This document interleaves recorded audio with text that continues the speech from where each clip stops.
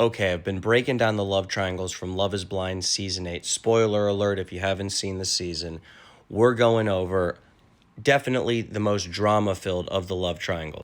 By the way, quick recap. Who am I and how am I qualified to talk about this? Well, I was in season 7 Love is Blind and I was in my own love triangle between Brittany and Hannah, and it blew up in my face, and so I feel an obligation to defend some of the love triangles because I think love triangles are what makes the show interesting, and it puts people in inherently into a pressure cooker situation that they kind of can't win, and then they all look bad, and I'm here to defend the defenseless. Okay, back to our love triangle. To recap, we've got Madison with Alex and Mason, and we've got Mason with Madison and Meg. This is actually kind of similar to my love triangle because if you remember, there was actually 4 people in my love situation.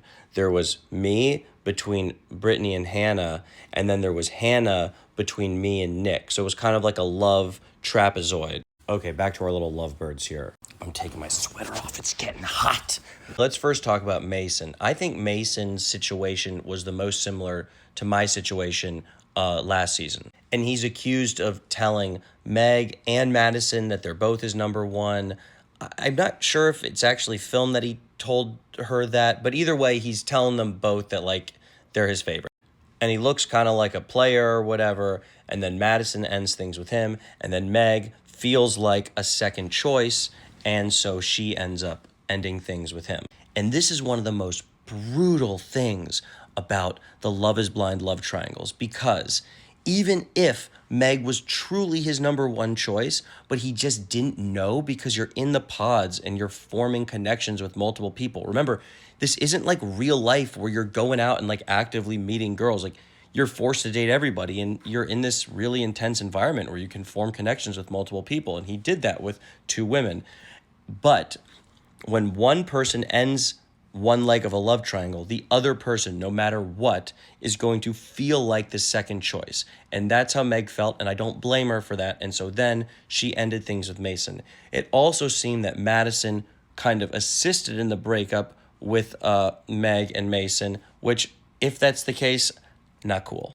But I think Madison also gets unfair heat. One critique she gets is that she's like often talking about sex and kind of dirty talking and trying to like seduce the guys that way.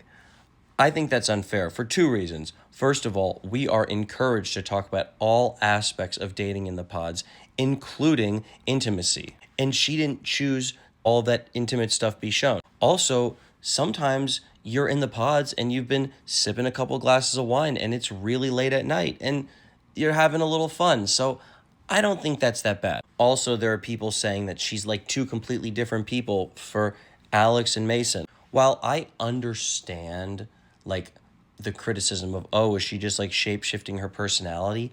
Personally, I didn't see it like that. I just felt like she had very different relationships with both people. And I feel like there are many of us that may be one way in one relationship and then, scratch my back, and then another way in another relationship. It doesn't mean you're like a different person. It just means you have a different relationship. So I don't know. I think she's getting unfair heat. Now, Meg and Alex have the single leg positions on the triangle. First of all, I'm going to say this. You know, Meg, if I was in your shoes and Mason had come back to me after the love triangle, I think I would have been a little bit more understanding. I know that a lot of people are proud of you for breaking up with him, and I am. I think that you stood on business in that sense, and you stood for yourself, and maybe I just have less integrity. I don't know. But I would have been more understanding, and I would have still considered, like, moving forward with him.